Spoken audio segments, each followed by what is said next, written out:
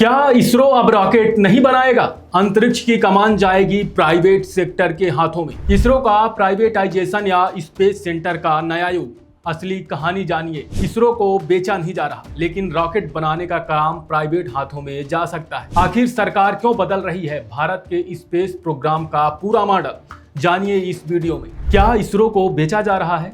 अगर पिछले कुछ दिनों से स्पेस सेक्टर की खबरों पर नजर रखें तो आपने ये सवाल जरूर सुना होगा, क्योंकि एक बयान के बाद अचानक बहस तेज हो गई। आर्यन स्पेस के चेयरमैन पवन गोयनका ने कहा कि आने वाले समय में इसरो खुद लॉन्च व्हीकल्स की मैन्युफैक्चरिंग से पीछे हट सकता है और रॉकेट्स का प्रोडक्शन निजी कंपनियां या पीएसयू को दिया जा सकता है। बस फिर क्या था? सवाल उठने लगा, क्या भारत का स्पेस प्रोग्राम अब प्राइवेट हाथों में जा रहा है? क्या इसरो धीरे धीरे सिर्फ रिसर्च एजेंसी बनकर रह जाएगा? कांग्रेस नेता जयराम रमेश ने सरकार पर इसरो को कमजोर करने और स्पेस सेक्टर में आक्रामक प्राइवेटाइजेशन की तरफ बढ़ने का आरोप लगाया।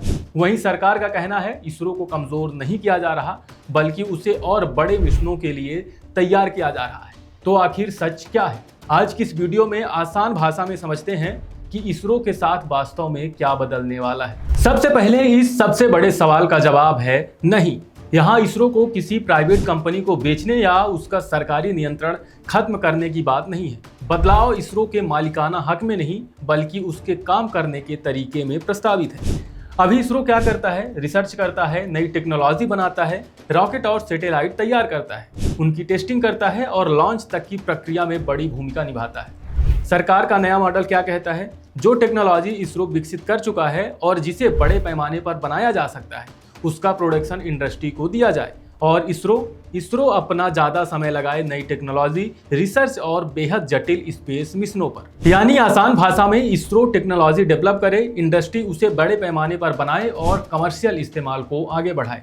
और ये सिर्फ भविष्य की बात नहीं, इस मॉडल की शुरुआत SSLV यानी स्मॉल सैटेलाइट लॉन्च व्हीकल से हो चुकी है। SSLV की टेक्नोलॉजी और production rights Hindustan aeronautics limited यानी HAL को ट्रांसफर भी किए जा चुके हैं। मतलब एक ऐसी लॉन्च व्हीकल टेक्नोलॉजी जिसे इसरो ने विकसित किया, उसके बड़े पैमाने पर उत्पादन की जिम्मेदारी अब इंडस्ट्री निभा सकती है। लेकिन असली कहानी यहाँ से ही शुरू होती है, क्योंकि अब चर्चा सिर्फ SSLV तक सीमित नहीं है। नजर है भारत के दो बेहद महत्वपूर्ण रॉकेट्स पर, PSLV और LVM-3I।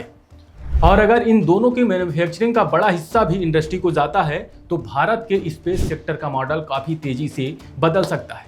पहले बात करते हैं PSLV की। PSLV को भारत का वर्क हॉर्स रॉकेट कहा जाता है। दशकों से इसने भारतीय और विदेशी सैटेलाइट को अंतरिक्ष में पहुंचाया है। दूसरी तरफ LVM-3I ये भारत का सबसे ताकतवर ऑपरेशनल लॉन्च व्हीकल है, यानी वो रॉकेट जिसने चंद्रयान 3 को चंद्रमा की यात्रा पर भेजा और भारत के मानव अंतरिक्ष मिशन गगनयान के लिए भी LVM-3 बेहद महत्वपूर्ण है। अब अगर भविष्य में इन रॉकेट्स का प्रोडक्शन बड़े स्तर पर निजी कंपनियों के पास जाता है तो सवाल उठना भी स्वाभाविक है।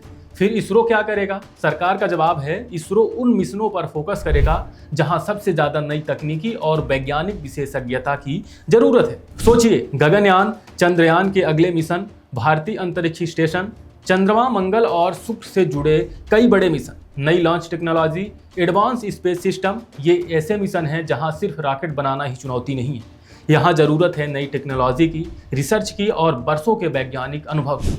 सरकार का तर्क है कि अगर इसरो रूटीन मैन्युफैक्चरिंग के बड़े हिस्से में उलझा रहेगा तो उसके वैज्ञानिक और इंजीनियर अपना पूरा ध्यान भविष्य की टेक्नोलॉजी पर नहीं लगा पाएंगे। इसलिए रूटीन प्रोडक्शन इंडस्ट्री को और हार्ड एंड रिसर्च इसरो को। सुनने में मॉडल काफी सीधा लगता है, लेकिन यहीं से एक बड़ा सवाल सामने आता है। रॉकेट बनाना सिर्फ हजारों पुर्जे बनाकर उन्हें जोड़ देने का नाम नहीं है। रॉकेट की अंतिम असेंबली, इंटीग्रेशन, टेस्टिंग और लॉन्च, ये सभी बेहद संवेदनशील प्रक्रियाएं हैं और इन्हीं प्रक्रियाओं के दौरान वर्षों का ऑपरेशनल अनुभव तैयार होता है। इसरो के पूर्व चेयरमैन G माधवन नायर ने इसी मुद्दे पर चिंता जताई है। उनका कहना है कि रॉकेट मैन्युफैक्चरिंग में इंडस्ट्री पहले से ही बड़ी भूमिका निभाती है।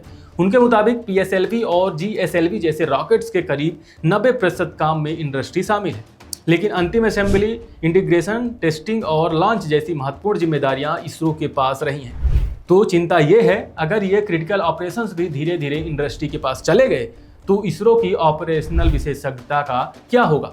यही इस पूरी बहस का सबसे महत्वपूर्ण हिस्सा है। कांग्रेस नेता जयराम रमेश का भी मूल सवाल यही है। विपक्ष ये नहीं कह रहा कि निजी कंपनियों को स्पेस सेक्टर में नहीं आना चाहिए, बल्कि सवाल है अगर रॉकेट मैन्युफैक्चरिंग बाहर चली गई, सैटेलाइट से जुड़ा ज्यादा काम निजी कंपनियों के पास चला गया, लॉन्च इंफ्रास्ट्रक्चर में भी निजी कंपनियों की भूमिका बढ़ गई, तो फिर इसरो की ग्राउंड लेवल और ऑपरेशनल भूमिका कितनी बचेगी। जयराम रमेश ने तमिलनाडु के कुलशेखरपट्टनम स्पेस पोर्ट को लेकर भी सवाल उठाए, जहां निजी कंपनियों की भूमिका की चर्चा हो रही है। यानी विपक्ष की चिंता है भारत ने 6 दशकों में इसरो की जो संस्थागत और तकनीकी क्षमता बनाई है, उसे निजीकरण के इस दौर में कैसे सुरक्षित रखा जाए। अब सरकार की तरफ से तस्वीर बिल्कुल अलग है। केंद्रीय मंत्री जितेंद्र सिंह का कहना है कि इसरो को कमजोर नहीं किया जा रहा, बल्कि उसे और बड़े मिशनों के लिए तैयार किया जा रहा है। सरकार भारत को भविष्य में करीब 50 लॉन्च प्रतिवर्ष तक ले जाना चाहती है। अब सोचिए, अगर भारत को हर साल दर्जनों रॉकेट लॉन्च करना है, सैकड़ों सैटेलाइट्स की जरूरत है और स्पेस सर्विसेज का बाजार बढ़ाना है, तो क्या सिर्फ इसरो के भरोसे ये संभव होगा? सरकार का जवाब है बिल्कुल नहीं। इसके लिए चाहिए प्राइवेट कंपनियां, स्पेस स्टार्टअप्स, मैन्युफैक्चरिंग क्षमता, सप्लाई चेन, निवेश और बड़ा कमर्शियल मार्केट। यानी सरकार इसरो को हटाना नहीं चाहती, बल्कि इसरो के साथ एक पूरी स्पेस इंडस्ट्री खड़ा करना चाहती है, जो यही इस कहानी का दूसरा बड़ा पहलू है। भारत में स्पेस स्टार्टअप्स की संख्या तेजी से बढ़ी है। सरकार के मुताबिक 2014 में देश में सिर्फ एक स्पेस स्टार्टअप था, जबकि अब ये संख्या करीब 440 बताई जा रही है। प्राइवेट निवेश भी तेजी से बढ़ा है और जुलाई में स्काई रूट एरोस्पेस का विक्रम रॉकेट ऑर्बिट तक पहुंचा, जो भारत की निजी स्पेस इंडस्ट्री के लिए बड़ा पड़ाव माना गया। लेकिन एक बात याद रखिए, एक रॉकेट को सफलतापूर्वक ऑर्बिट में पहुंचाना और हर साल दर्जनों रॉकेट लगातार बनाकर लॉन्च करना दो बिल्कुल अलग चुनौतियां हैं। इसके लिए पूरी इंडस्ट्री चाहिए, सप्लाई चेन चाहिए, टेस्टिंग फैसिलिटी चाहिए, लॉन्च क्षमता चाहिए और सबसे जरूरी लगातार मांग चाहिए। यही वजह है कि सरकार खुद एक तरह से एंकर कस्टमर बनने की कोशिश कर रही है। डिफेंस सेक्टर में प्राइवेट कंपनियों को सैटेलाइट्स के ऑर्डर दिए जाने की बात सामने आई है। सैटेलाइट बिजनेस में भी नया मॉडल तैयार हो रहा है, जहां निजी कंपनियां सैटेलाइट्स की मालिक बनकर डाटा और कमर्शियल सर्विसेज के क्षेत्र में काम कर सकती हैं। कृषि, मौसम मैपिंग, कम्युनिकेशन, डिफेंस और डिजास्टर मैनेजमेंट, स्पेस डाटा का इस्तेमाल आने वाले समय में बहुत बढ़ सकता है। तो आखिर में सवाल, क्या इसरो का प्राइवेटाइजेशन हो रहा है? फिलहाल इसे सीधे सीधे इसरो का प्राइवेटाइजेशन कहना सही नहीं होगा, लेकिन यह भी सच है कि भारत के स्पेस सेक्टर का मॉडल बड़े बदलाव से गुजर रहा है। इसरो रिसर्च और हाईटेक मिशनों पर ज्यादा फोकस करेगा। प्राइवेट कंपनियां बड़े पैमाने पर प्रोडक्शन और कमर्शियल ऑपरेशंस में बड़ी भूमिका निभाएंगी।